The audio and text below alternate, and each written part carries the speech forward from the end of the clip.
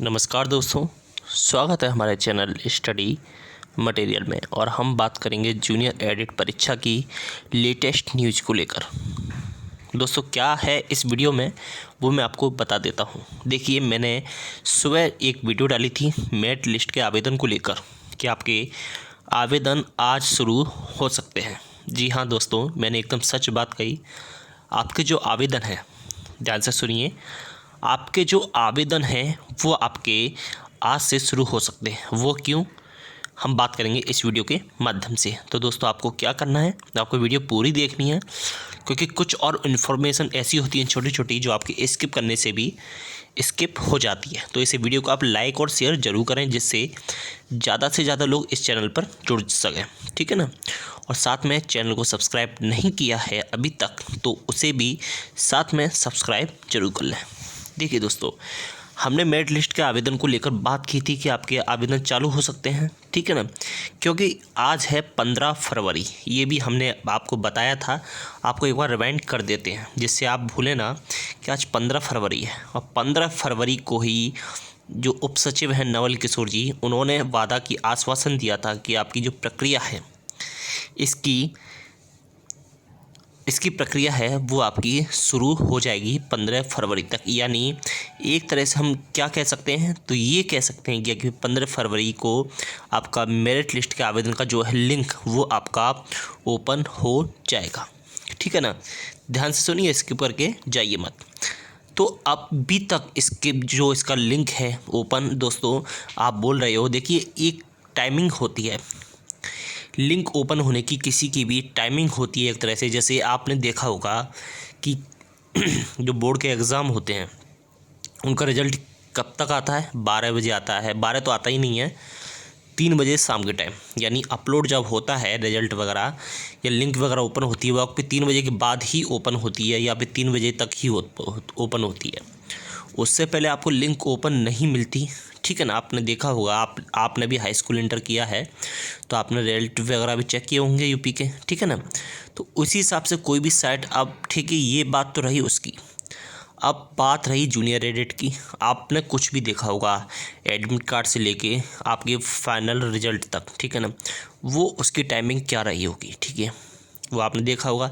आपके आंसर की भी दोस्तों शाम के 4 बजे के बाद ही आई हैं दोनों आंसर की, प्रीवियस आंसर की और फाइनल आंसर की, ठीक है ना। तो और जो रिजल्ट का टाइम है वो भी दोस्तों आपका 5 बजे के बाद निकलना चालू हुआ है, ठीक है ना। तो उसी हिसाब से अगर हम मेरिट लिस्ट के आवेदन को लेकर बात करें कि यह आपका कितने बजे से स्टार्ट हो सकता है, तो दोस्तों ये मैं आपको बता दूं, ये आपका 5 बजे के बाद ही आप उम्मीद करिए। अगर ये शुरू होता है तो ये आपका 5 बजे के बाद आपका लिंक ओपन हो जाएगा, ठीक है ना। अब लिंक ओपन किस पर होगा ये मैं आपको बता देता हूँ। देखिए, सरकारी रिजल्ट पर कोई भी लिंक बाद में आता है, ये आपको पता होना चाहिए। इसका जो ऑफिशियल जो साइट होती है, तो ऑफिशियल साइट जो होती है उस पर ही लिंक दोस्तों जो चालू होता है, ठीक है ना।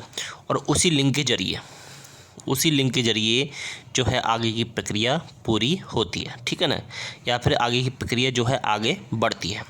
तो यही सब बातें हैं दोस्तों, ठीक है ना, जिसे हम नकार नहीं सकते।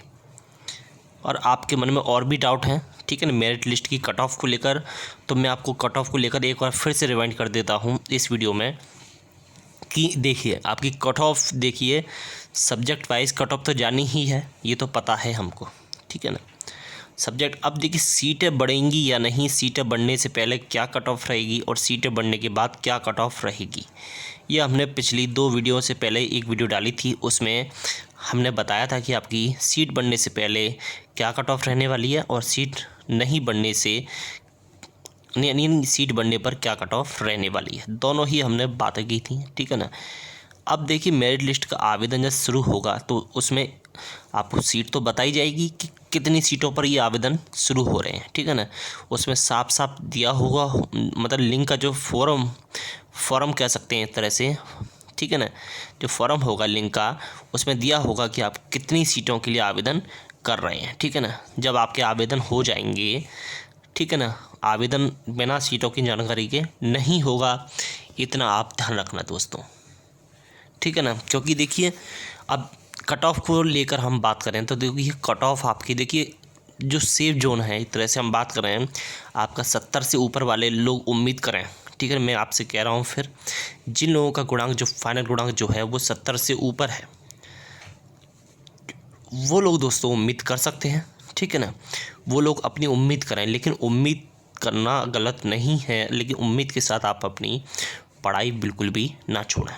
वो दोस्तों आपके लिए हानिकारक हो सकता है, क्योंकि आप ये जो पढ़ाई होती है ये हैबिट में होनी चाहिए। अगर इसका अभ्यास नहीं करेंगे तो आपका माइंड से ये शून्य होता जाएगा धीरे धीरे करके, ठीक है ना। तो वो सिचुएशन नहीं लेकर आनी, तो उस सिचुएशन से आप निकलिए दोस्तों, वही आपके लिए बेटर रहेगा, ठीक है ना।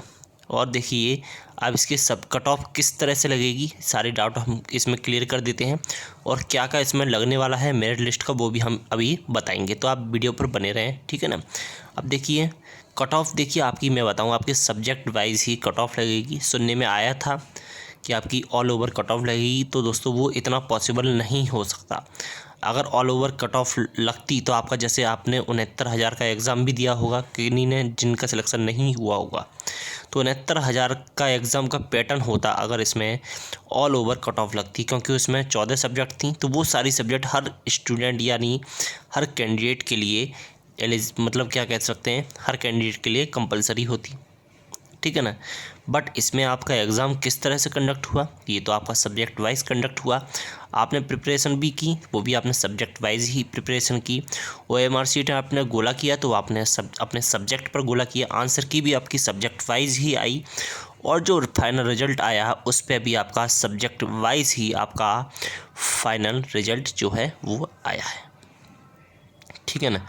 तो ये सारे डाउट अब आपके मन में नहीं होने चाहिए दोस्तों, इतना बताने पर भी, ठीक है ना।